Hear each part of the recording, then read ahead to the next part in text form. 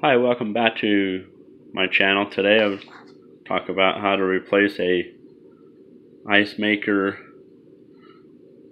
control valve in the back of the refrigerator so that your ice maker can make ice.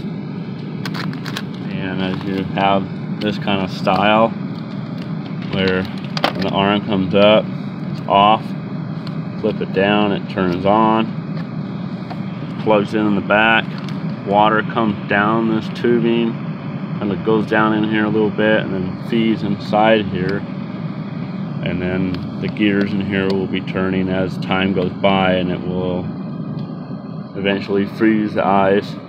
Then the little legs on this side right here will come around and push against the ice, and then the heating element below it, there's a heating element under here that heats up the aluminum like, and as it softens up the ice cube, then the little leg will keep coming and push your ice cube back up and flip it into your tray.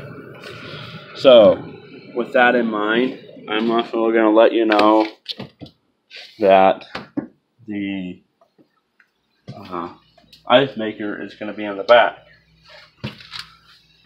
So here is the control valve solenoid. So basically power goes into it and opens up the little valve and lets water come in and go into the tube and up to the ice maker. And here's the new one to kind of show you. You'll want to compare your parts, what they look like. Should be pretty relatively similar and the same. I got mine off of Amazon, so I was able to put in my model number and find the ice maker control valve solenoid basically, and then this new line will just pop in right here. So I'll show you. Just pop this new one on.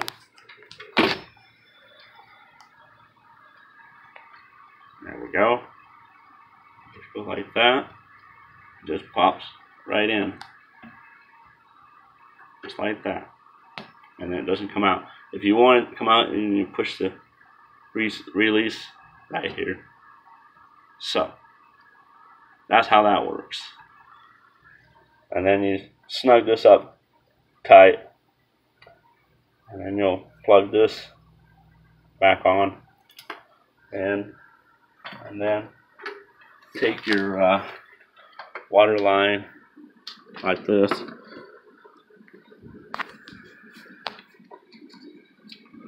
and feed it on here.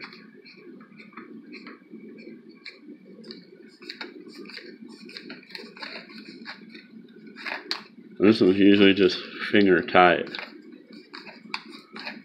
You will have air in the line when it starts up a little bit, because it only opens the valve open for a certain amount of seconds. You're probably wondering, oh, how come you have all those ice cubes in their ice tray? Well, what I've been doing is I figured out about this much water. So this is a little baby cup. That's a little one. And I figured it only takes about that much water, and I would pour it in there while I was waiting for the part to get here. So it doesn't take a lot. Sometimes I get thirsty too. Anyway. Okay, so those are the tools you'll need. Something like that. Wrench. You'll want something like this. Hex driver. So you can take off the screws, and it just makes it a little bit quicker. And then you can I'm pretty much going to go ahead and mount this back on and put a little bit of tape, like this goes right here, like that, and then that way your ice maker should work again. And I might play around with this and just test it maybe a little bit, but the symptoms that I was getting from this is the ice maker would work and the water valve would turn on and energize it and then send water up, because when this shuts off it would be dripping just a little bit back down this little tubing right here. It'd be dripping just a little bit, and then it would kind of overfill a little bit or freeze up in here, and then the next time around it wouldn't make any more ice because it's all froze up. So this bowl here is only for precautionary, but I already have the water turned off, so you should be able to turn off this water valve without having to turn off the house. That's the proper way of setting up your water lines throughout your house.